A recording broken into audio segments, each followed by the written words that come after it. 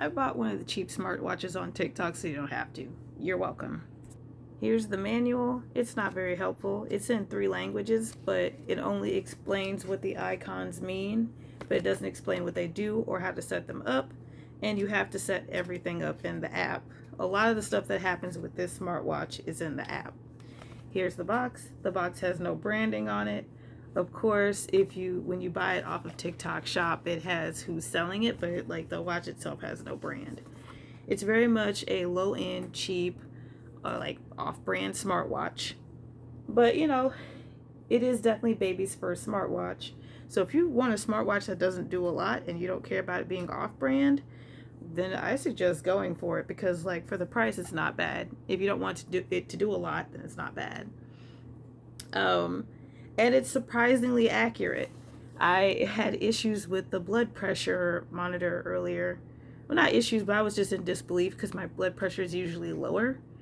But I went to the clinic today and they did my blood pressure, and it actually lined up close with the watch. So the watch accurately takes blood pressure, which is impressive. I really wouldn't expect it to accurately do that.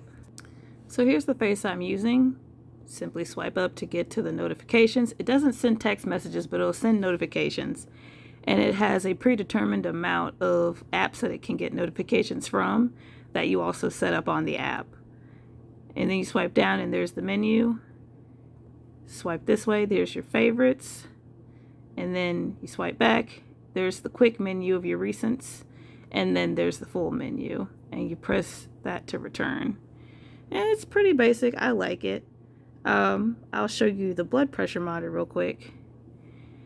And it's measuring right now. It takes a second, but kind of don't expect things like that to move fast.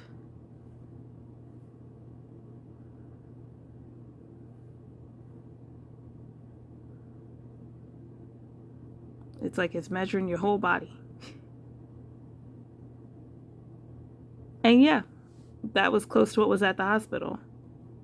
So yeah, I'm actually pretty surprised by that. So it also does the saturation. I don't know what the proper amount of saturation is supposed to be, but it also does that. And it tracks exercises based on setting a goal, which is also pretty cool. It does do phone calls. You can call people from your phone, but for the most part, the watch acts as a remote for the phone, like for the music. It doesn't, you can't put a SIM card or a memory card in here. So this is a remote to the music that you play on your phone. I don't know if it works with like Spotify or SoundCloud, but it does work with YouTube. I don't know if it works with YouTube Music, but I would give it a shot if you're thinking about it. This is also the Find the Phone, and the app on the phone can also find the watch. And it's a good little smartwatch. It also has a sleep monitor, which now I'm like, oh, that might be accurate because of what happened with the blood pressure. And it calls itself AI, but really it's just a remote to your voice assistant on your phone. And right now it's not connected, so I'm just going to leave that be. And yeah, that's pretty much the basis of it. And you can change the face. There are preset faces in the app, and you can use your own picture, but it doesn't allow you to change the style that the time shows up. It just allows you to change the color with a very limited amount of colors. So it's you take that as it is, really. So like I said, it's a very basic smartwatch, unbranded, low end, no GPS tracking, no NCF, no text messaging like I mentioned, because you can't put your SIM card into it.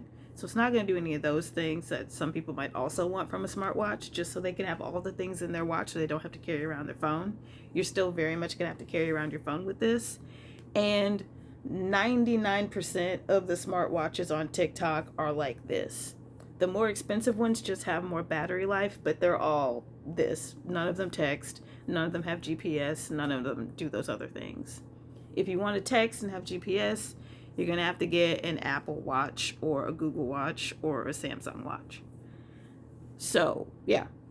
But if if you don't really know if you want to invest in having a smartwatch, a cheap little one like this is a great start to figure out if that's even something that you want to do. You didn't put a whole lot of money into it, so it's fine.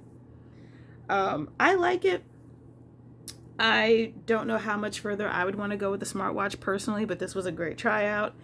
I mainly got a smartwatch because I wanted to be able to tell the time without always having to look at my phone. Now I have a watch. Awesome. And I also have a drink water reminder on here, which is great for me because I sometimes forget to drink water. So those are the main two things that I use it for. And the app also has a lot of stuff on it. The app has more faces into it, more than built into the watch. You also set up a whole lot of the things that you'll use on the watch on the app. And the app also has like exercises and meditations that you won't be able to access on the watch at all. They just put that into the app to be like, hey, here's some more stuff, just in case you want it or whatever. And it also syncs with Google Fit, Strava, STRAVA,